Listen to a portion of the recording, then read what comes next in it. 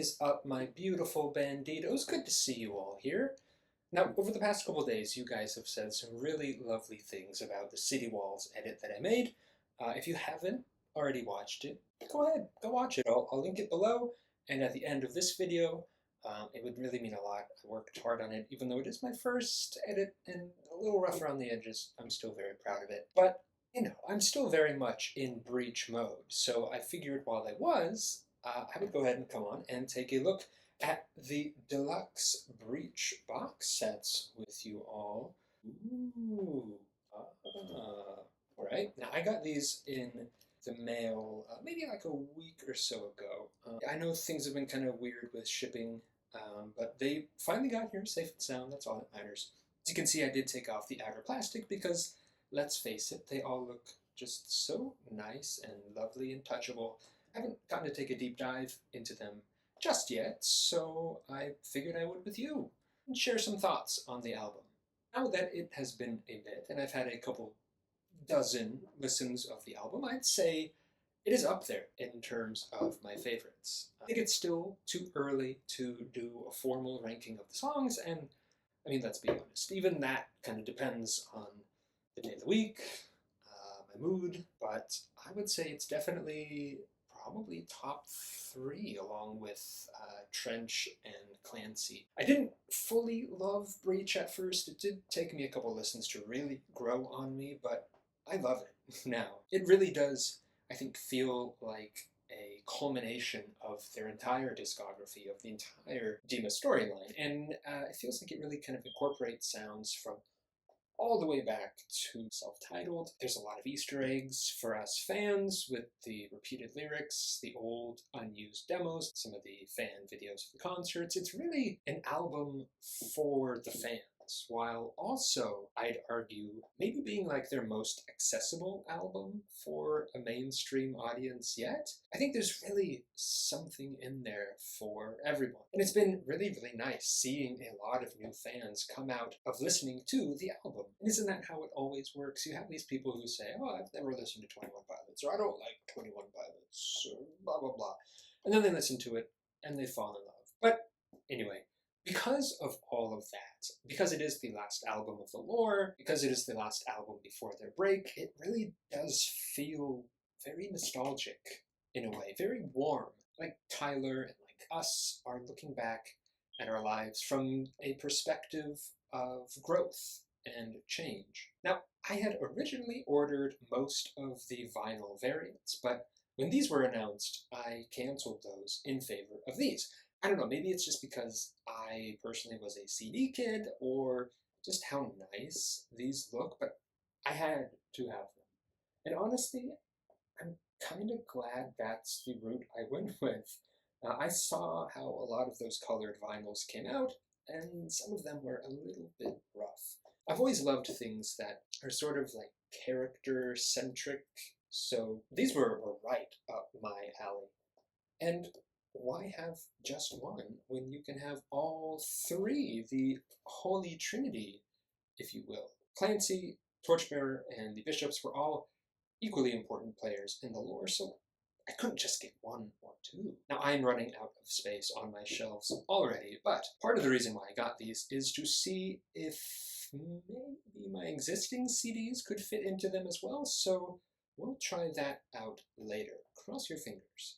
All 3 of these guys come with this nice little slipcover slash sleeve. Not quite a J card, but I've seen a lot of folks just kind of outright throw these away, but I like them a lot. Not only for the band symbol, but also just to add like a pop of color. Not that they don't look good on their own, but having that secondary color really helps them pop. I think it would have been nice if they kind of filled in some of the debossing here, or the side with the same color as well. It's a little hard to see otherwise unless it hits the light. Content-wise, they all come with the same copy of the CD in the corresponding color, a nice booklet, double-sided poster, some stickers, which I believe are all chosen at random, a collectible bandana, as well as a super cool in-universe card detailing a bit about the character, all inside a nice character-themed box. We'll go ahead and start with Nova Bishop. We'll get the evilness out of the way first. This one is covered in a nice soft velvet, which, if they're implying that this is what the bishop's robes are made out of, I think I would just be annoying them by following them around all day trying to touch their robes. It's very soft, very nice. I hope it holds up over time and doesn't start to attract dirt and dust, but in a way I think that would make them even more bishop-like. It's already got a little bit of my cat hair on there, or maybe that's Clancy. You know, Clancy is very cat-like. The ID card. On one side, you get a nice little representation of Dima. On the other, all the character text.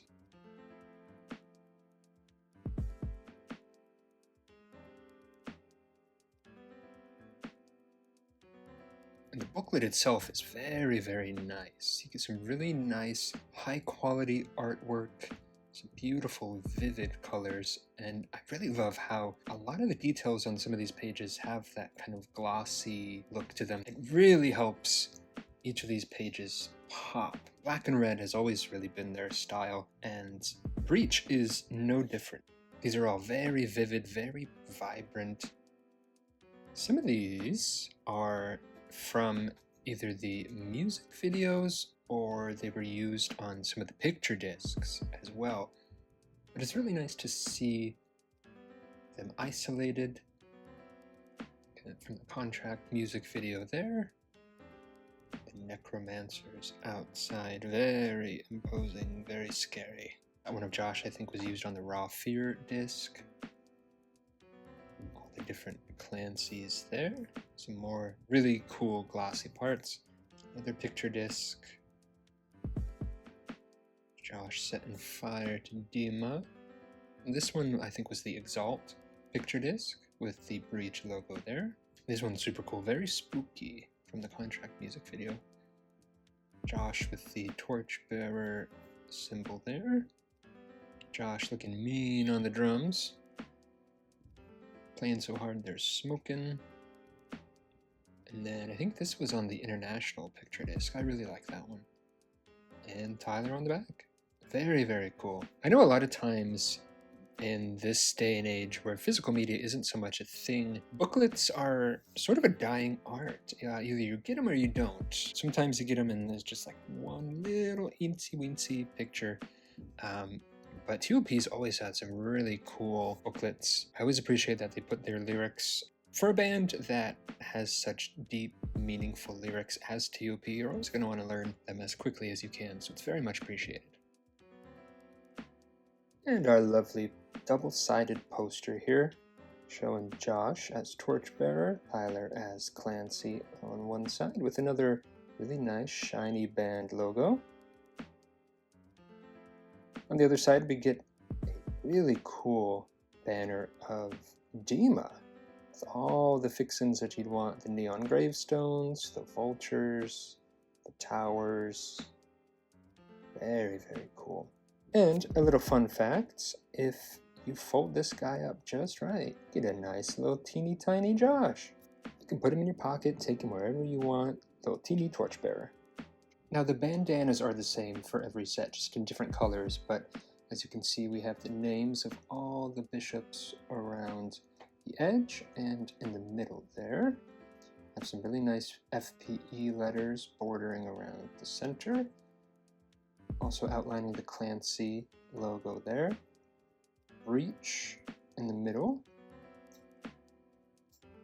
All surrounding that sort of Rorschach test of the Tyler and Josh Breach logo. Very, very cool.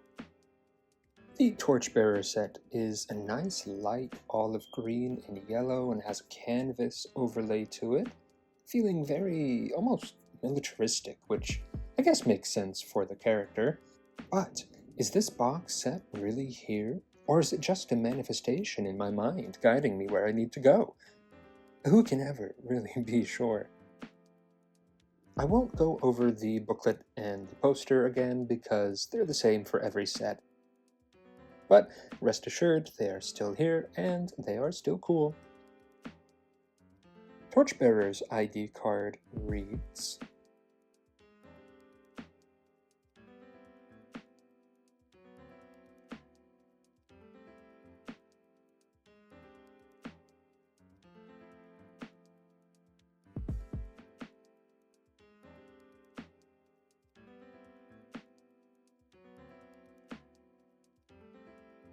And then the Torchbearer bandana, a little bit darker olive and yellow. I really like this one. Gets me feeling like I'm ready to go save the day. And I really like those same details, but just in yellow. I think they pop a little bit more. Very, very cool. This is going to be perfect for any Bandito cosplay that anyone wants to do. And finally, we have Dark Clancy. I think this one may well be my favorite. Something about the colors are just so cool. Very Star Wars, dark side. Black and red is a much cooler combo than red and black, if that makes sense. Plus, I just really like the look of Clancy in general. The colors, the mask, the stole, all that. I need to find myself a good Clancy mask.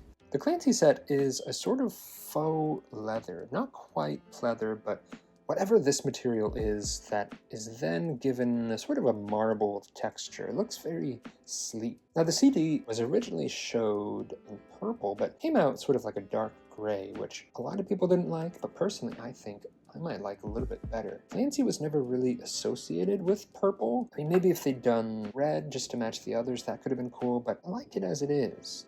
Clancy's bandana is black and red, the opposite of the Bishop one. Very light side, dark side with them, which I like. And again, this color scheme is probably my favorite out of all of them.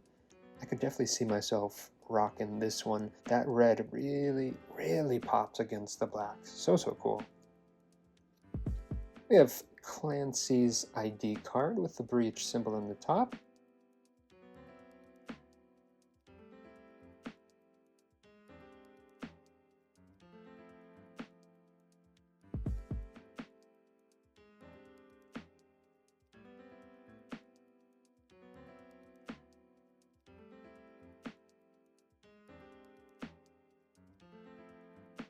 Now, as for my hope with putting the other CDs into these cases, we had some luck until we didn't. Now, my plan was to go in order of release, put Vessel and Blurry Face in the Nova Bishop, put Trench and Scaled and Icy in Torchbearer, and then Clancy and Breach in Dark Clancy. Because of the way the CD cases get a little bit thicker as we go, there were no issues putting Blurry Face and Vessel in the Bishop, or Trench or Scaled and Icy in Torchbearer. It wasn't until we got to Dark Clancy that Clancy and Breach, being the slightly thicker cases, meant that it couldn't close properly. I suppose it could, but I didn't want to risk damaging it any. I may still try and get them in somehow, otherwise I'm fine just keeping them on the side. It was a fun little idea, but if it doesn't work, it's not the end of the world. I had heard some theories that each of the boxed sets was tied to an ending to the lore, and whichever one sold out first was the one that they would go with. And while I do think that's a fun theory, I don't necessarily think it's true. I mean, this is such a personal story to Tyler that while he does love the fans and incorporates a lot of the ideas, I don't think he would let them end the narrative like that, especially when he clearly had a message that he wanted to convey. Ultimately, I think all three of these are part of the ending. We have the Torchbearer being the only one to make it out, Clancy giving into his darker side, and from that, we have the Nova, or the new Bishop. Some other variants I think that could have been really fun would be like maybe a white and blue Ned box, a blue and pink trash box set, maybe even like a gray and yellow or gray and green Glorious Gone, but I really do like the ones we got, and I'm so glad that I got them. Now, as for the album itself, I still don't know if I have a favorite song. It really, again, it kind of just depends on what sort of mood I'm in. I think there's really only one, maybe two that I don't really care for, which we will get to. I will prepare myself for the booze and the tomatoes thrown from the audience. City Walls I love, as you can see. I made an entire edit of it, after all. I think it's a heck of an opener. It feels very epic, very final battle. I can easily see it playing on a movie trailer for something. I think it really fits that lore playlist just perfectly. They kind of reserve the most epic songs for the lore, don't they? Raw Fear is total bop. I absolutely love it. It gets me up, it gets me moving. Every meme and gif of whatever movie character dancing just sums it up perfectly. It is a dancey hit, sort of breaches Saturday, I think. Not quite as light a subject matter as Saturday, but still very fun. I dare you not to get up and dance when Raw Fear comes out. Drum Show gets me pumped. Josh proves once again why he is one of the best drummers in the biz right now.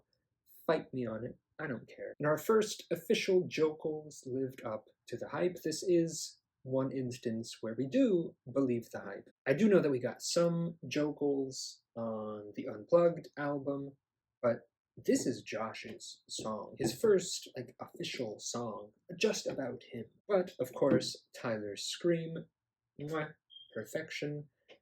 It's like they took those electric paddles from hospitals and just jolted back to life my angsty teen self. Track 4, Garbage.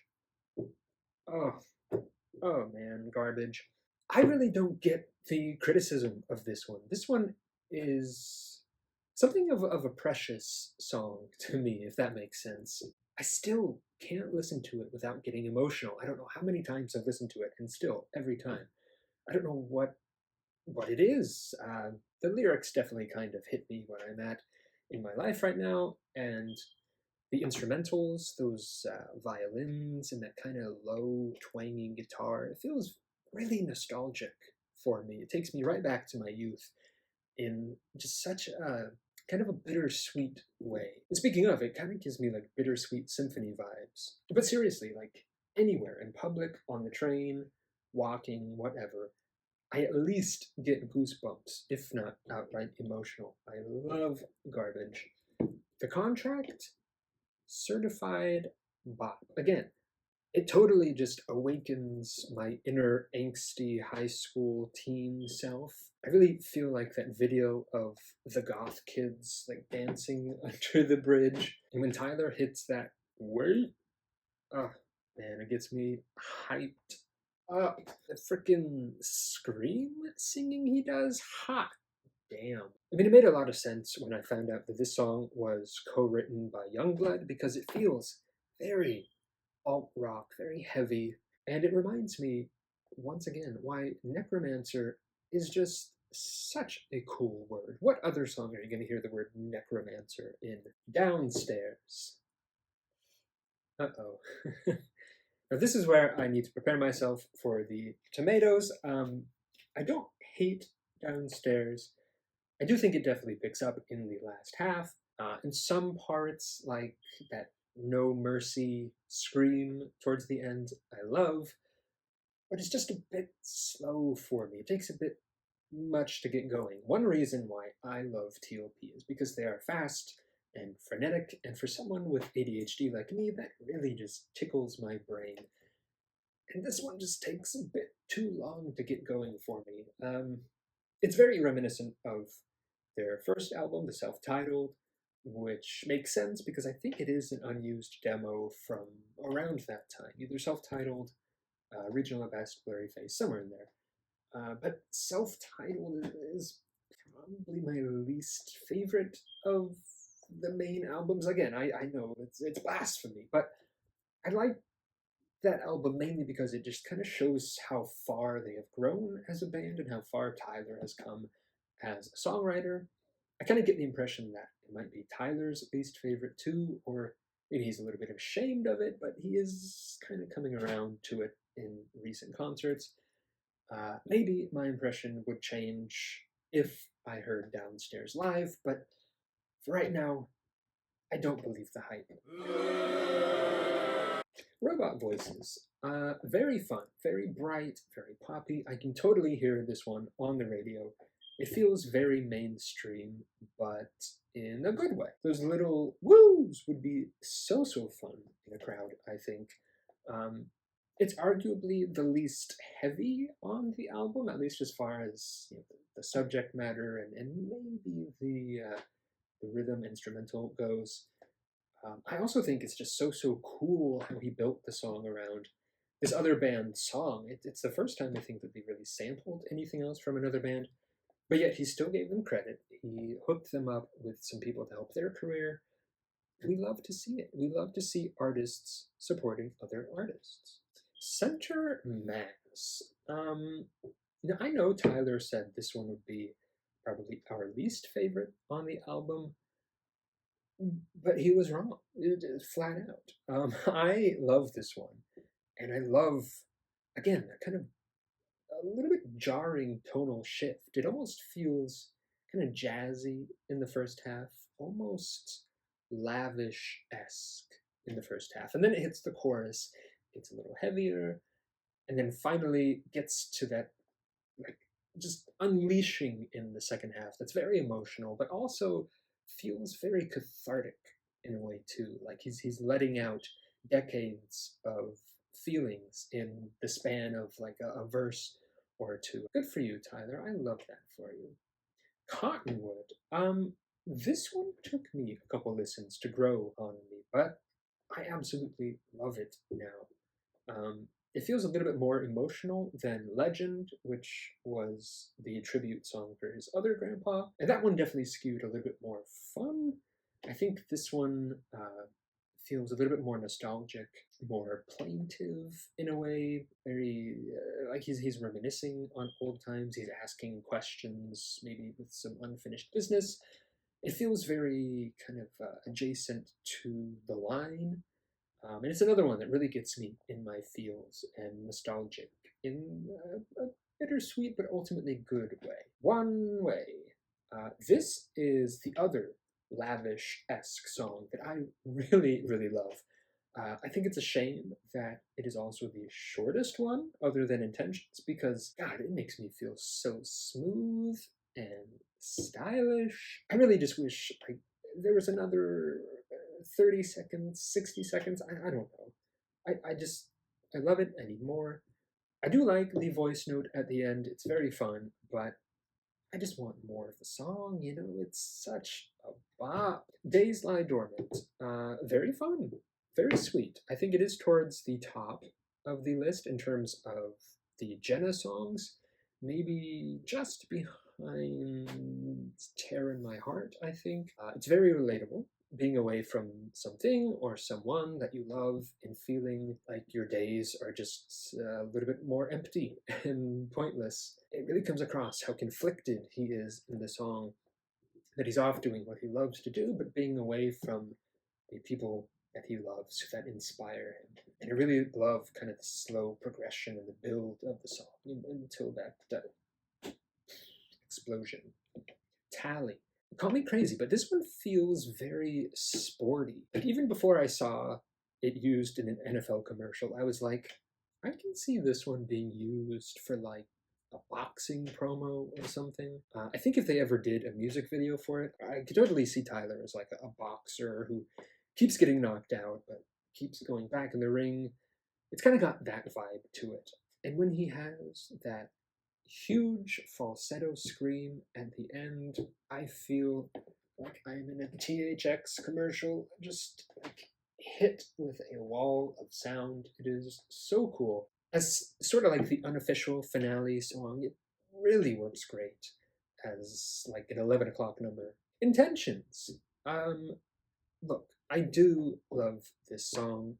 I think you can't really be a 21 Pilots fan and not love this song.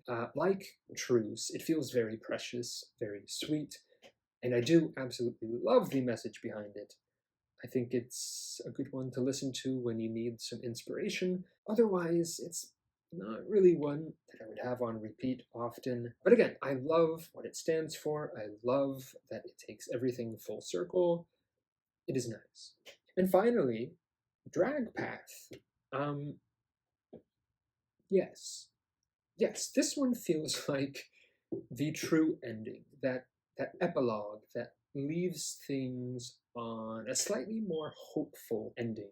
And I love how, again, it just builds and paints this like really hopeful, triumphant imagery of somebody who has tried and fought and ultimately, I think, come out victorious. depending on how you look at it could put a nice bow on things, or it could leave it up for interpretation on if maybe there's more. Do think it should have been included on the album, Josh. I know you've talked Tyler into some songs before. You should have talked him into this one. I do think Drag Path is sort of like the trees of Breach, where if they were to play this at the end of the concert, I think you would leave feeling inspired and pumped and ready to just go better yourself, go fight your bishops. So, yeah, those are my thoughts on the Breach box set and the album itself. I really, really enjoyed it. And while I am bummed that it is the end of the lore, I'm really going to miss Clancy and Torchbearer and Ned and the bishops, Trash, everyone. I think it ended exactly like how it needed to end. And I'm really, really grateful for everything that it brought me. But let me know what you think of the album below. What songs do you love? Where would you rank it in their discography? And let me know as well, if you could design one last Breach box set, or maybe even like a full Dima lore all-encompassing box set, what would it be themed around? You'd be Clancy, Torchbearer, Ned, all the above. Let me know. Thank you so much for watching, you guys. I really do appreciate you taking the time, especially since this isn't really my normal content. I do hope to be back soon with more TOP content for you all, at least sprinkled in amidst all the other nerdiness. But either way, in the meantime, stay alive, my friends, always.